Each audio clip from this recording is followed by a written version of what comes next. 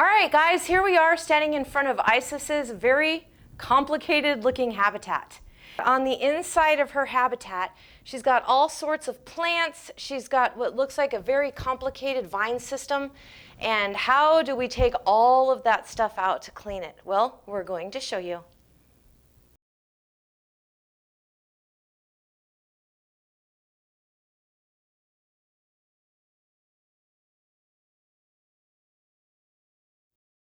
All right, since we have Isis's habitat all emptied out, it's time to clean. And we clean with only hydrogen peroxide, a rag, and water. and that's it. And what's the most important thing we do?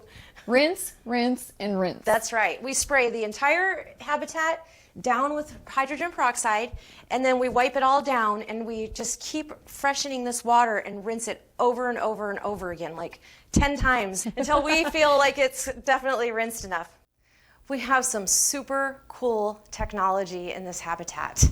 Yes, one of the things that is in all the enclosures is what's called a sensor push. And this little guy right here collects all the humidity and temperature data and sends it straight to our phones. You just click the app and you get the readings for every habitat in here. 24/7, but the nice thing is it will alert us if there is a problem. If the humidity or temperature goes out of range, we get an alert. That's right, an alarm goes off. So it's a very nice, secure feeling knowing that your animals are in the right temperature and humidity, which is very important for these exotic emeralds. Yes, very.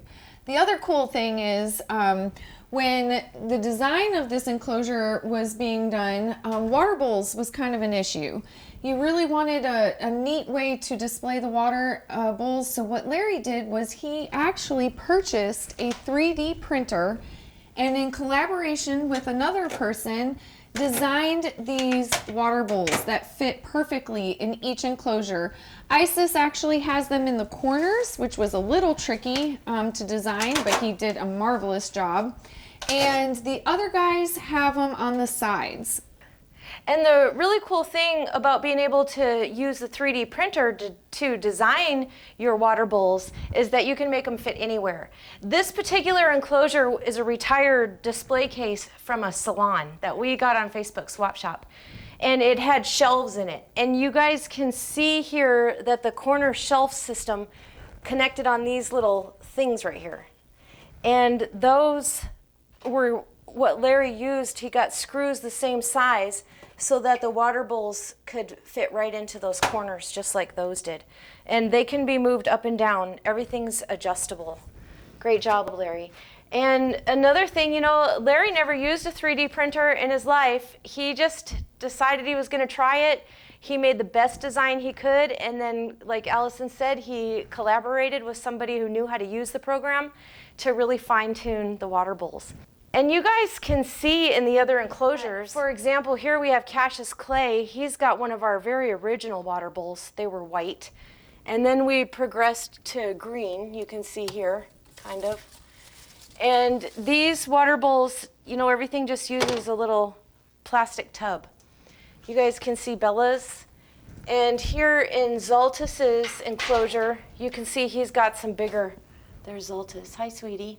You can see he's got some bigger water bowls here. And then Azmois, she's got two really big ones. There she is. There's her little head. And so she's got these two big ones, and then she's also got some little ones in here. So you guys can see we have all kinds of awesome water bowls printed by Larry Powell. Awesome.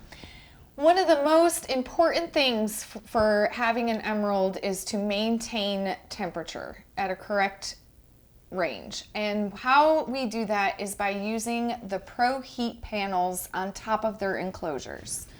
Isis has 3 because her enclosure is pretty large, and each of these will produce some heat that is regulated by a system. Some of the other little enclosures just have 1. The little babies have 1. And that's super, super important, especially with arboreal tropical reptiles. And these Pro Heat panels, they just stay on 24/7 unless you have them plugged in to the vivarium electronics system. And this system actually regulates the temperature, the daytime temps and the nighttime temps, and tells the Pro heat panels when to turn on and off. Right, and those temperatures are going to vary. Those temperatures will vary not only by nighttime and daytime, but also by month to month. So what we're trying to do is mimic the natural environment as much as possible. So during the day, that range will be anywhere from 84 to 88 degrees Fahrenheit. During the night times, anywhere between 72 and 76 degrees Fahrenheit. Depending on the time of year. Right. And then also we have in here, we have the Pro Mist system. So you can see that ISIS has 4 Pro Mist spigots up here. And these spigots usually go off about 4 times a day for anywhere from 10 to 20 seconds at a time, depending on which enclosure. Of course, the bigger enclosure is going to go off more often. We're going to need more humidity. It also depends on how much plant life you have, because the more plants you have, the more humidity the habitat holds, which is why we have all of our plants, not just because the aesthetics are incredible. Yeah, but they look good. It really helps maintain the animal's humidity. Right, right. And the other enclosures here, you can see again on Cassius Clay, he's just got the 2 Pro Mist spigots. And everybody else has 2. ISIS just has 4. Right. Another detail that I especially love is the fan system. A lot of people probably wouldn't even think to put a little fan circulation system in their enclosures, but for these guys, it's super important. Why is that? Well, I know our mentor, Steve Volk, has fan systems in all of his enclosures, but we opted out of the fan system because we open our doors a lot. Nothing's really sealed super good, so I just thought there was plenty of airflow. But after spending time with these animals in the rainforest, I realized that there is a nice cool air that often comes through the canopy. So I really wanted to do my best to emulate their natural environment. So yes, we added the fans, and those fans go off for about 20 minutes twice a day, once in the morning and once in the evening. Very nice. Mm-hmm. So another thing that we would like to talk about is the lighting in these enclosures. Amy, what do you got going on up here? Well, we have some Fluval smart lights, which also, again, have an app right on your phone. All of this is controllable by your phone, but it's also automatic. These Fluval smart lights are aquarium lights, and they are really, really, really great for the plants. The plants absolutely love them. Right now, you can see that they're white. These are set on white, but I usually keep them on red and blue. Why is that? Because when I first got the Fluval lights, I was excited. Like I said, I got them for the plants. The plants love them. And the plants loved them on white. I had it all full blast, everything on full blast. The more, the better, right? No, not in many cases, but in this case, no. The animals, all of my emeralds always gave me perfect full sheds, and all of a sudden I was getting partial sheds from everybody. So I knew the only thing I had done differently is put those Fluval lights in there. So I did a little research, and I found that by the time the light goes through the canopy of the trees, you don't have a lot of the bright lights left. So the blue and red lights were what I set the settings to. And you guys can see here what I keep the regular settings on my app. This is how it looks. And another cool thing about these lights is they completely emulate sunrise and sunset. So every morning these animals experience a full process of a sunrise, and at nighttime they experience a full sunset. Spectacular. Yes, like the Fluvals. I really, really like the Fluvals. Mm-hmm. The last but not least, not least, my favorite part of this room, I know what you're going to say. I saw you look at him, that's why I know what you're going to say. Yes, yes. There is a full monitoring system here in the jungle room. Do you want to tell us a little bit about that? Yes, we have the Lorex home monitoring system down here. And in this room, I have 8 cameras, and you guys can see these cameras right here. They're all over the place. And they're all night vision. So I have infrared on all of these cameras, and at nighttime I can watch all of the animals slithering around like crazy.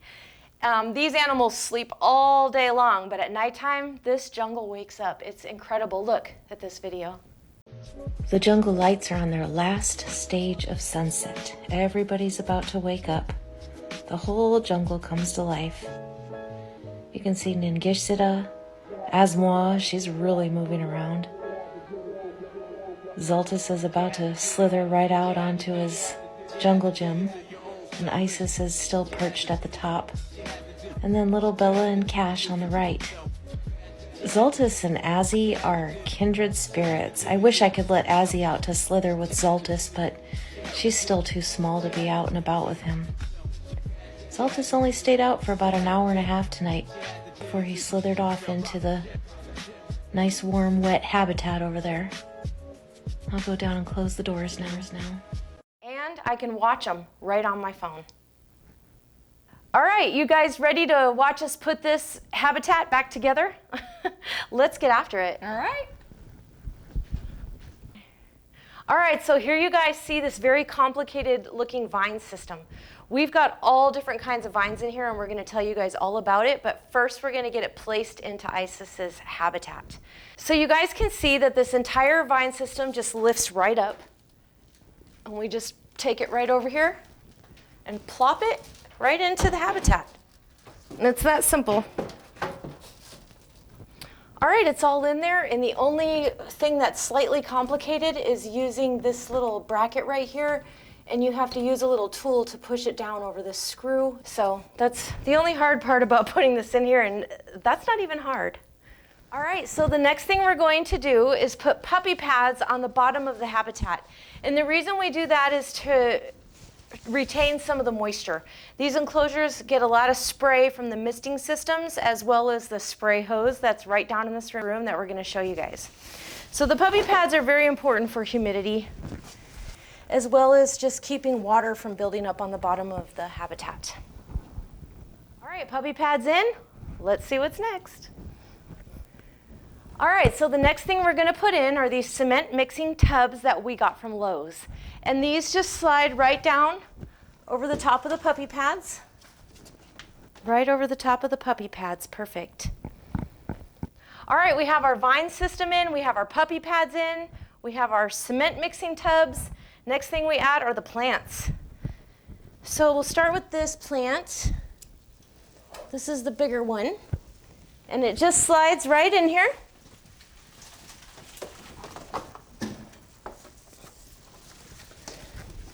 All right, just make sure it's turned the right direction here. And then we get the second plant.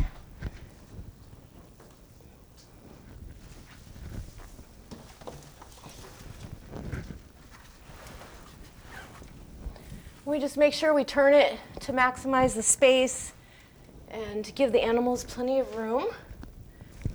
More plants. We're going to add some bamboo.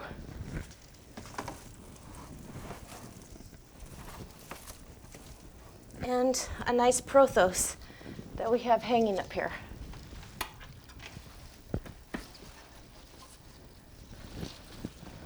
And the final touch, water bowls. So we're just going to plop all of the water bowls right into place. You have two on that side, Allison? I do. And then the cool part, folks, you haven't seen our rain chamber yet, but you are going to see it. With the rain chamber, we have a hose down here. And this hose just comes right over here, and we just fill loud. I won't fill them all the way up, but you want to spray a little water in each of those. And of course, we'll fill them up much more. Right. But also these hoses, just kidding. You should have done it. It would feel good because it's really hot down here. Yeah. That's another thing too, is the variation in your temperature and humidity really depends a lot on your ambient temperature and humidity. And first of all, we live here in Arkansas where it's extremely humid and usually pretty warm. Not to mention that this room that our emeralds are in is on its own heating. So we can keep this room much warmer than the rest of the house easily It also has a full generator down here. If the electricity ever goes out, that generator instantly kicks in. And if we don't have a generator, we don't have electricity, we have a full tank of propane that runs nothing except for the propane heater in this room, and that's in case of a severe emergency.